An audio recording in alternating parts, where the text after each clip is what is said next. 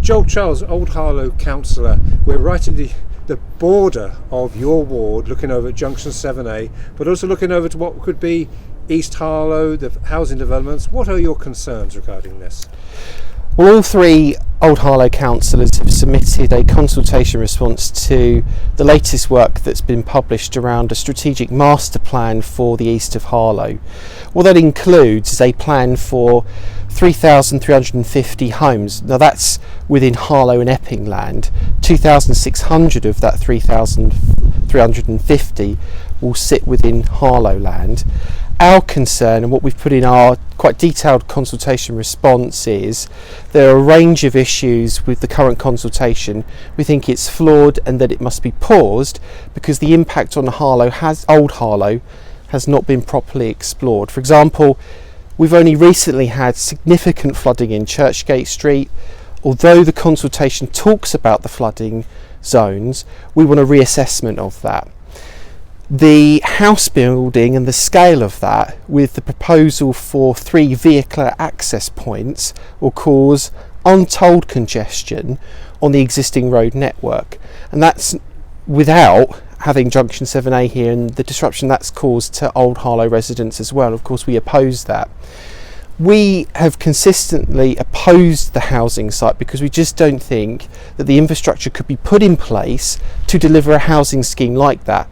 Look at the challenges that we faced in Gildon Park. We don't want a repeat of that. Are we still facing challenges at Gildon Park? Because it's really, traffic is heavily congested down here most mornings during school time, and things not so bad at Junction 7. So you seem to be punished more than anything else, aren't you?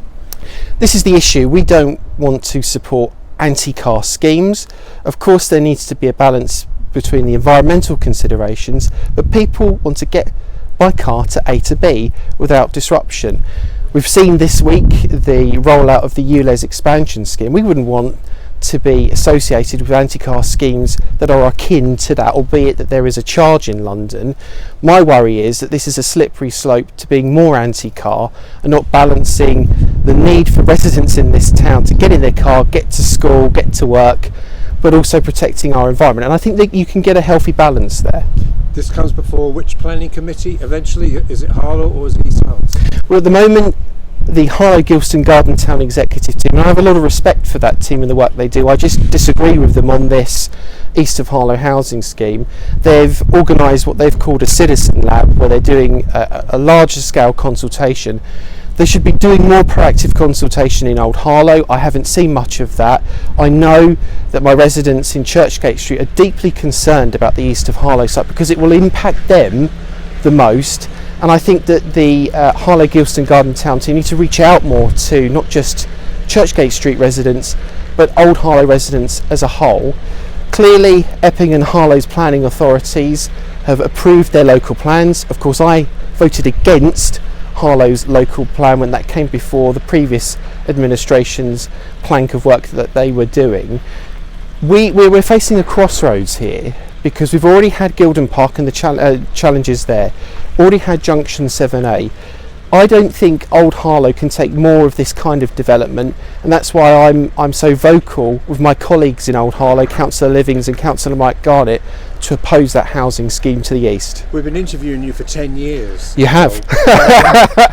I'm greater than you. You're fine.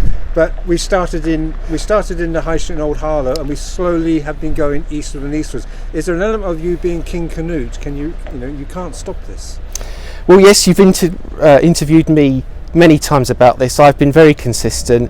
My ward colleagues have agreed to this joint statement whereby we're saying, look, enough is enough.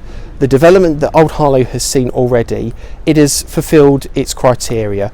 What we actually need to address is the fact that there is a lack of employment land in Harlow, and that is scuppering local growth in the town. So what we've said in our consultation response is focus on creating employment land on a smaller footprint to complement what is now determined between London and Cambridge on the M11 as a UK innovation corridor, where they want to encourage bioscience and high-tech investment.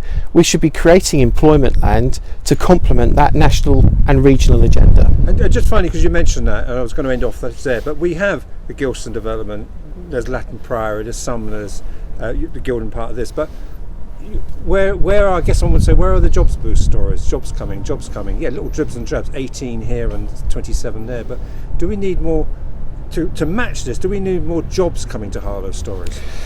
That's the point, and I think the economic development strategy that's being taken forward now, which rightly cites that there is a lack of employment land in the town, our consultation response complements that, because we're making the argument that must come first.